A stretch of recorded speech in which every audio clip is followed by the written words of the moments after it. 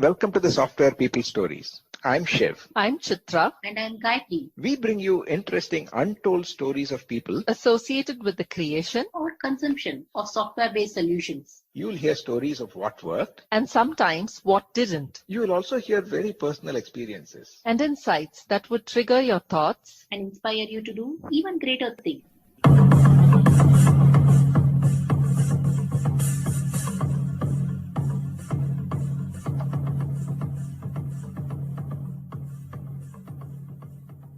In this episode, I'm in conversation with Tarush Aggarwal, the founder and CEO at 5X. Tarush shares his experience and views related to being a software engineer and realizing that his interest lay in getting the bigger picture and getting an opportunity to work on a benchmarking application that later became the theme of analytics in a large organization, and how he discovers the big picture from a lot of detailed data by zooming in and out, and how data engineering acts as a bridge between business and the engineering teams. We go on to talk about predictive analytics and developing applications around that is like building a skyscraper. He also talks about the trigger moment when the pandemic struck that became his call to become an entrepreneur and why his company is called 5X. We conclude with his tips on people considering data as a career, whether at the start of one's career or as a mid-career option. Listen on.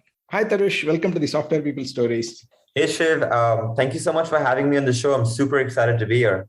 Yeah, thanks. I guess this has been one of those conversations I've been wanting to have with a data scientist, who has done a lot of work in this space. Because today everybody talks about data, but then typically the programmers start with algorithms. And yes, we do data structures, but those are more in connection with the algorithm, but really dealing with data. So if we can start with your origin story as to how you got into data, then we can take it from there. Super happy to get into it. Unfortunately, my origin story also started with algorithms and data structures. I was trained as a software engineer, and I was super fortunate to get a job after college, and I got to be a software engineer at Salesforce.com back in 2010. And I realized super early on that software engineering wasn't my cup of tea.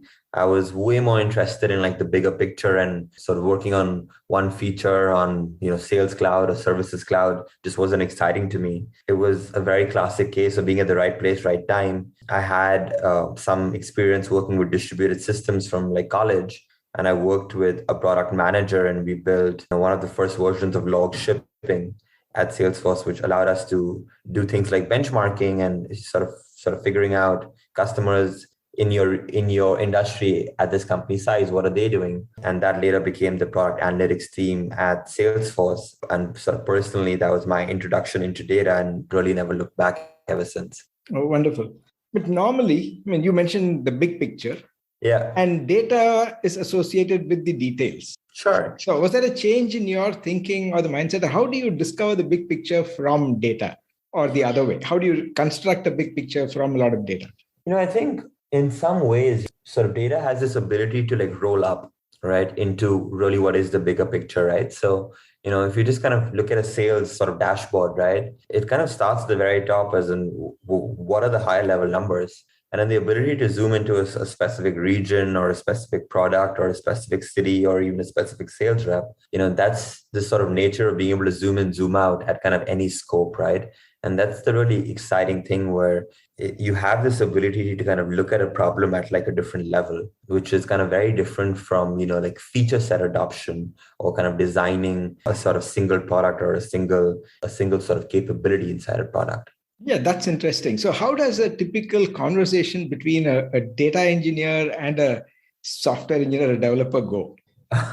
That's a great question. I think data engineering is the bridge between the business and the engineering team. They are able to take in requirements which are largely business driven and kind of work with the software engineering team to make sure that the nature of how we collect data or how we'll be modeling data is done in a way which can power the business. For the most part, I think data teams are fairly independent. The interaction with the software engineering teams come from areas like sort of schema design and sort of data collection. In some ways, the sort of data engineering team act as another round of eyes on sort of those processes as a software engineering team to sort of design them. I think different companies kind of do it in different ways, but I love the idea of not kind of building large monolith sort of products and having a lot more sort of flexibility and, having a more modular approach. So, I do see a large area for sort of collaboration, but also,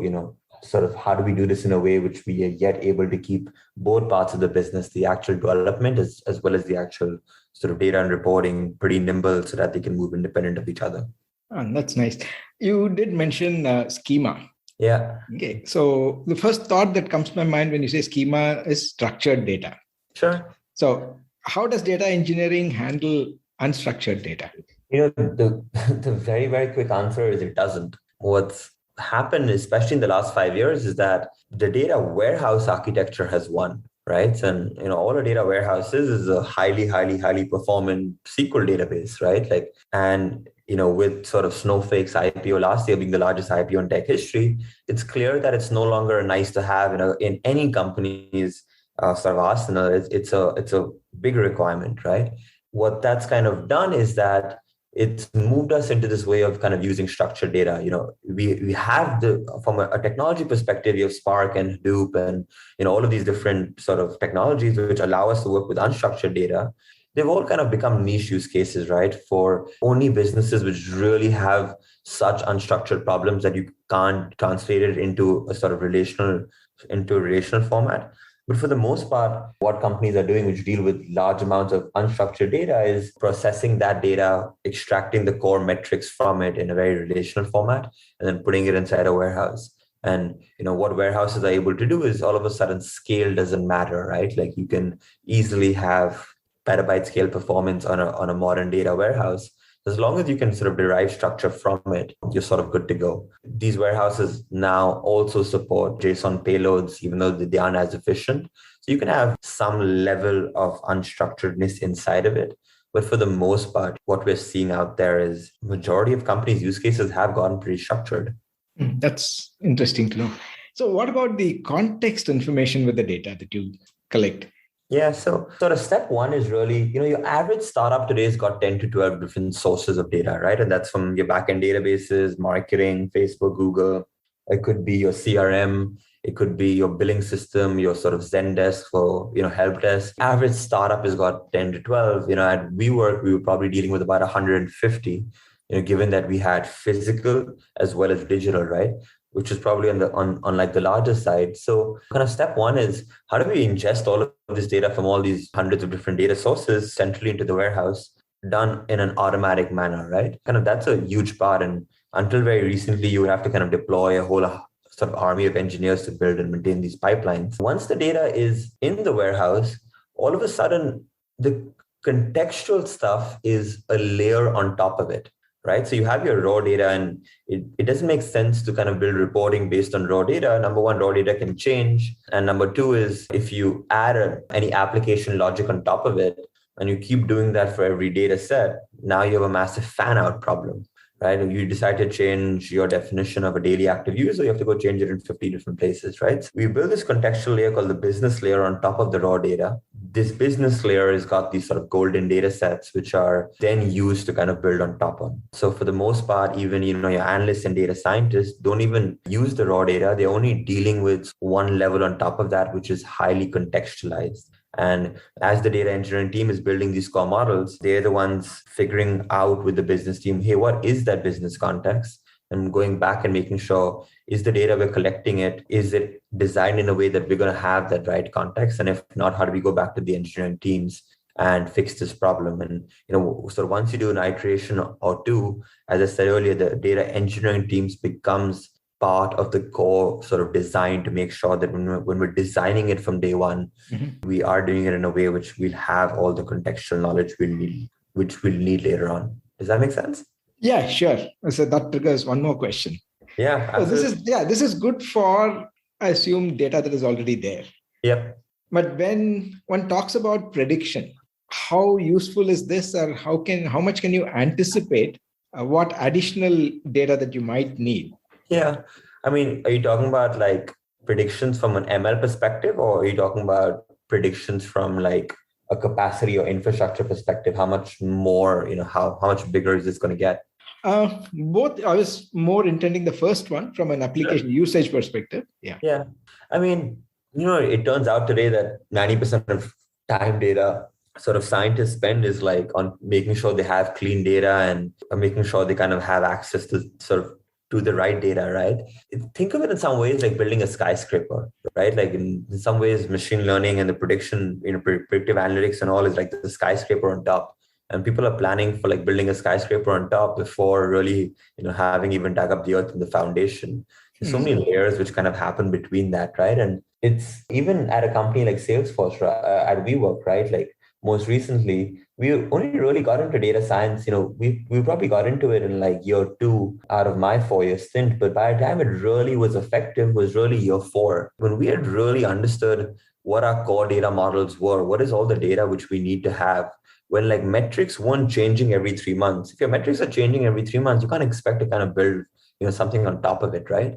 So, it takes a certain level of like maturity from not just infrastructure, but from a modeling perspective, from understanding what core requirements are from the business, and then being able to sort of design something and then having the right feedback loop to ensure that it's actually moving on track with the business. So, happy to kind of jump into the data sciencey part of it. But, the sort of short answer of what you asked is how do you know you are collecting the sort of right amount of data for data science is you don't until you see that in the last 6 months, your business has kind of stabilized and it hasn't asked for a ton of other new inputs and new sort of sources. Once you find some sort of stability, now is the right time to start getting into a lot more of the data science stuff. Yeah, that's useful. Instead of churning the ocean, take baby steps, stabilize, and then build. I like the analogy of the building. Yeah.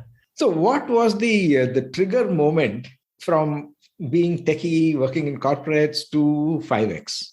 That's a great question. I wish it was more to do with sort of careful planning and a 5-year vision plan. In reality, I've always kind of wanted to build my own business. So that was always there. It just kind of became increasingly difficult with going up the corporate ladder and having, sort of anticipating an IPO, which in this case didn't happen. At least it didn't happen when I was there. But I ended up in a brief role at WeWork to go to like China to focus on the China business. And in China, you need to be on your own cloud. You can't, there's no Amazon, there's no sort of Snowflake, there's none of that stuff. You sort of need to set up your own infrastructure, and how you do reporting has got government requirements.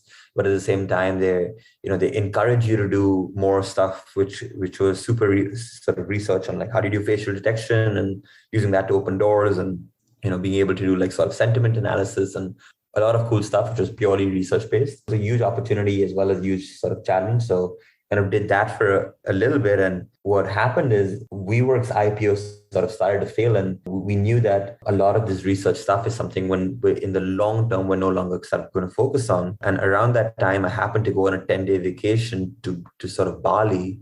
And that turned out to be day 1 of COVID.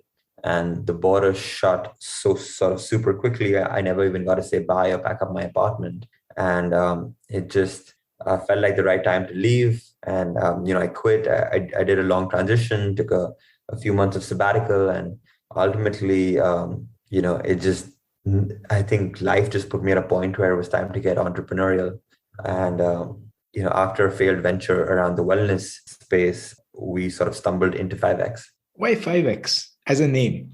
5X fundamentally is this concept of like exponential value, right? Like there's a guy I used to follow, a motivational speaker, sort of super famous author. His name's Robin Sharma. He wrote The Monk Who Sold His Ferrari and the 5 a.m. Club. And I used to go for his seminars. He used to have this seminar called the Personal Mastery Academy. And one of the things he kept saying, which really stuck with me was, make it 5X, or there's no standard worth aspiring to in life unless it's BIW, best in world. And a few of those sort of things really stuck with me. And I just decided, the first version we sort of called it 5X data. And then very quickly, once we got some traction, we're like, no, we don't want data in the name. We're just going to go 5X. Interesting. So how was this personal transition for you from being an employee to an entrepreneur? It felt like the most familiar feeling where in some ways, I think it's again impossible to look at the dots, not to quote Steve Jobs or anything, but back even at Salesforce, right, trying to figure out problems which weren't really done, like from a technical perspective, how do you kind of go do some of this stuff which hasn't really been done? Feels more like being able to solve like engineering problems on a day-to-day perspective. The whole nature of being a startup is you're trying to do something which hasn't been done before. And then, even kind of at WeWork, being able to scale up teams extremely quickly, right? I remember we grew the data team from like 1 to 100 in maybe 3 years or 3.5 years. Very, very different when you're sort of doing it on somebody else's dollar as having more ownership in it. But it still feels to date like a very sort of unfamiliar feeling, or a very familiar, unfamiliar feeling, whichever way it works. Yeah, another way of asking the question, or my curiosity is, usually you say that whether it is engineering or particularly data science, when you deal with numbers, there are no emotions attached to numbers, right? Yeah. But when you're working with people, whether it's your own team, your customers, your investors, and all that, is all about working with people. So how do you balance the two? Or are there two different Tarushes, or you wear a different hat? Now, how do you kind of move across the two zones, so to say? I mean, for me, even back then, there was no emotion attached to the numbers, but there was always emotion attached to the people, whether it was being an engineer on the team or even, being the leader of a team. It was ultimately the first 3, 4, 5 people. It's a founder-run vision and execution, but you sort of realize very quickly, if you want to build anything that scales, that it's all about the people. And I think one of the things we do, we sort of really focus on is, our people and what we're doing around the people who are at 5X, the people we work with. So on the tech side, it's something which, we know how to do, right? This is our background. This is our expertise. I think that the sort of real sort of secret sauce and what we're doing is the emotion and the people which, we work with and how we work with them. Very nice. So with this, now going a little on the people side. Yeah. See, this software always been, this podcast I've been saying is about people who create or consume these IT-based solutions. For the people who consume, say, database solutions, what are your tips so that they can demand more from data? Because some of them may not be familiar with the potential of what they could do. That's a great question. From a data perspective, the modern data stack has got multiple layers, right? You have data collection, you have ingestion, storage, data modeling, reporting.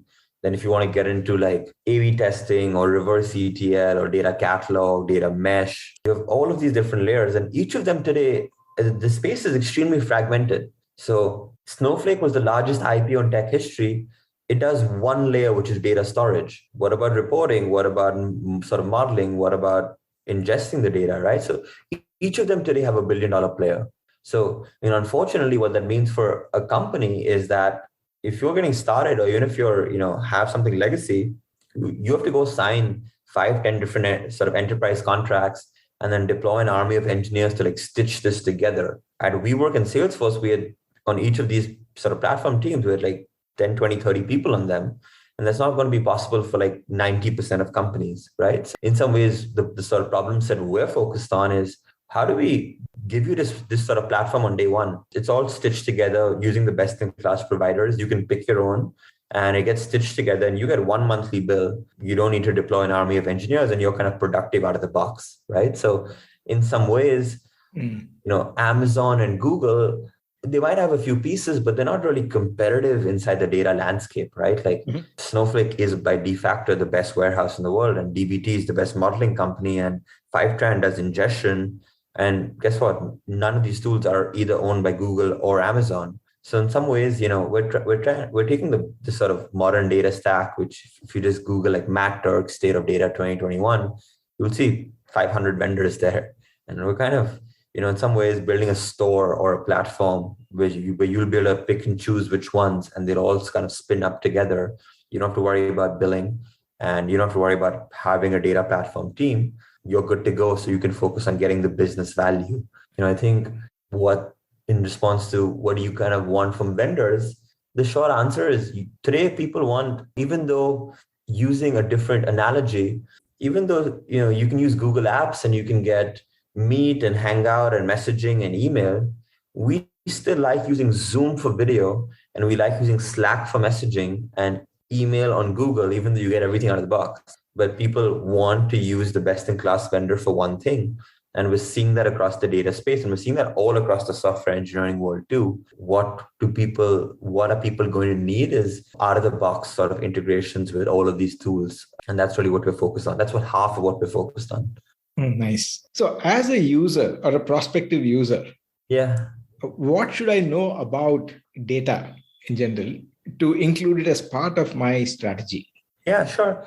That's a great question. I think the number one thing to know is that if in the next 5 years you don't focus on it, it might be very difficult to sort of compete with your competition. And sort of, let me get into it a little bit, right? 10 years ago, Google came and told you that if you don't do digital marketing, you're not going to exist. If you don't have online branding and care about what your customers are saying, you're not going to exist. And it happened to be very true, right? If you can't Google a company today, it probably doesn't exist, right? In the next 10 years, businesses are going to need to focus on what's the go-to-market strategy, where are the customers coming from, sort of holistically, how are they using their product, what are your different segments, what's your customer lifetime value, what is your best customer segment, which marketing campaign is giving you more of that one customer segment, how do you optimize your internal sales operations, how do you automate your financial dashboards, decrease burn in your business, who are your best sales reps? For each sales rep, what type of sort of company should they sell to? How do you optimize supply chain, right? These are the core types of use cases which businesses are going to need to get very, very, very, very good, because we're no longer living in a world where it's enough to know something. You need to know how, right? And it's one level further when you think about, it's no longer here's my product. It's how am I going to do the same product, which a lot of other people are going to do, in a way where I'm making more revenue, which is go to market, attracting more customers, making sure I keep that revenue, decreasing churn engagement, and then optimizing internal operations to sort of reduce my own burn, right? So, these are the core things that data is going to help with. And, if you're getting into it or thinking, what's the value it's going to add to my business? It's around these three things. It'll change depending on which vertical you're in and your company's size. But whether you're, a B2B business or you are, a B2C business, one can be in the manufacturing space and one can be in SaaS. These three pillars of my go-to-market strategy, how are my customers using my product, and how do I optimize internal operations? These three are not going to change. You just might have different metrics across each of these three. Wonderful. So we spoke about the core technology. We spoke about the value for, say, the other developers, for the users. Yeah. Now, there is one question, one of my favorite questions to conclude these conversations is more about your career tips. Two segments of people. Sure. One, those who are considering a career in IT, how would they get into any of the data science related areas? And two, those who face probably a mid-career crisis saying that, okay, I've been a techie, I've been a developer, tester, architect, whatever. Should I explore something in the data sciences area? Yeah, totally. That's a great question. I get this question a lot. And what attracted me to this career was that the playbook wasn't already written. And I had, a core software engineering background. And it was very exciting to, in some ways, be part of writing a bit of this playbook. If anyone's getting into these fields today, this sort of playbook is starting to be written. It's a very different point. And at that point, the advice I would have is get very familiar with the playbook. There's a hashtag called the modern data stack. You can go, find it all over Twitter and LinkedIn. See who are the top sort of contributors in this sort of space and what are they talking about it, and get very familiar, from the core side, how companies, ingest data, model it, structure it, clean it, report on top of it. What is reverse ETL? What sort of data mesh going to be with like metadata, data catalog, what are all the vendors in the space, how are they sort of different? Kind of getting pretty familiar with that playbook, which you can find. There's so many people who are actually writing about this. And, once you're familiar, that's when you're at a point sort of getting into that space, is having doing your homework at this point it's as important as being a software engineer and just sort of showing up to a company without knowing what the modern sort of stack which the companies were building on. It's the same level of, you sort of need to be prepared. And I guess, your sort of second question was, as an engineer, as an architect, as, one of these roles, if you're, having a midlife crisis and looking for, is sort of data the right way to go? My short answer would be, it's starting to get more specialized. But it still works on very core software engineering backgrounds, right? There are enough companies now which are trying to add the software engineering components into how data is structured and built and modeled from like testing and from like GitHub and version control and all of these things. So, there's a whole layer around of like very, very smart software engineering folks which are around the data space, and the data space in some ways becoming a sort of vertical. And you have these really smart and talented engineers who are building for this one vertical, which is the data space. And, I love roles like that because, this sort of hybrid, right? And you sort of get into it, it allows you to kind of reinvent yourself and kind of focus on not only your core technical background, but understand a new industry and, sort of realize the value add you can provide over there. Like, one of my favorite analogies is I lived in San Francisco for a long time. And in some ways, that was the most boring period of my life because everywhere I went, I was one of 100 people with a similar background, very, very homogeneous. And moving to Bali was really exciting because all of a sudden I was one of the few people over there with a technical background. And we had, we had coaches and we had, surfers and we had, entrepreneurs and like dancers, and we had folks in fashion and people from many, many different walks of life. Being part of an environment where there's more diversity was something which I sort of really appreciated. Yeah, that's reassuring that there is scope and there is still variety, and it is not one exclusive of the other. Yeah, I think for folks looking for a midlife sort of crisis, adding more diversity in terms of different roles where your backgrounds can really shine is likely, I think, in my opinion, just makes life more exciting. So on that note, Tarush, I think we have come to the end of this conversation, but I think there are a few more questions. I'll probably reach out to you later on this exciting space. Yeah, thank you once again for making the time and sharing your story. Yeah, absolutely. It was sort of such a pleasure chatting, and looking forward to like sort of continuing the conversation whenever.